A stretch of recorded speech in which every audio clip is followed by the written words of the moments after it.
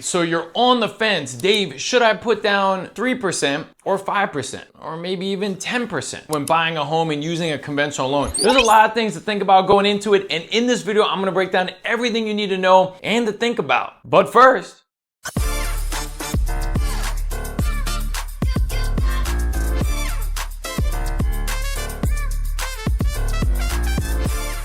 so you're thinking about buying a home. Dave, how much money should I put down, right? We all know if you put down 20% on a conventional loan, you're not gonna have mortgage insurance. So the standard many times is, hey, I'll just put down 20%. If you have it, great. This video is not for you. For the rest of us, should I put down 3% or 5% or more? And there's a couple things to take into account. First, let's talk about your money. If you put down more than you're comfortable putting down, are you gonna be stressed? Are there gonna be things that come up during the home ownership part? The AC goes out, I need to do these repairs, buy furniture, do that. So number one is don't overextend yourself. That goes for mortgage payment, and it also goes for how much money you need for closing. Now, let's talk about 3% down payment versus 5%. We're gonna use a $500,000 purchase price, a 780 credit score. Now you may be thinking, hey Dave, I don't have a 780 credit score. That's fine.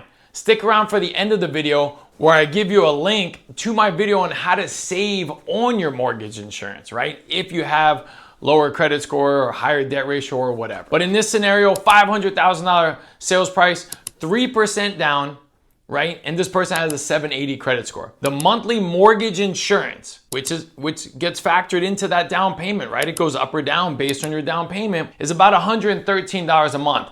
This is very low compared to some lower credit scores. You're gonna see a higher amount. 5%, it goes down to about $71. So you're looking at about $40 in savings just on the mortgage insurance if you put down 5% versus 3%. Now you may say, Dave, I have my 5%, but I don't have any additional money. Well, there's some things to think about. One is you're gonna have closing costs, taxes, insurance, all these things. So more than your 5%, can you negotiate with the seller to pay some of your closing costs? So then you can go in with that 5% versus a 3% and paying your closing costs. And then at 10% down payment, the mortgage insurance goes to about $45 a month. You know, $35 less than the 5%, and then obviously significantly lower than the other. So there's some savings there, along with the more you put down, the lower mortgage payment you're gonna have. And then from an interest rate standpoint, that also gets determined by credit score and by down payment. The 3% tends to normally be higher than the 5% or larger down payments. It depends on the credit score. So in this example, the interest rate was actually the exact same, but you can see a difference there. So if you're thinking, hey, I just wanna get into the house for the least amount down, which is the 3% in this example, and you're not looking at all of your options, you really need to look at all of them and see what it is. Is it gonna help you on your payment,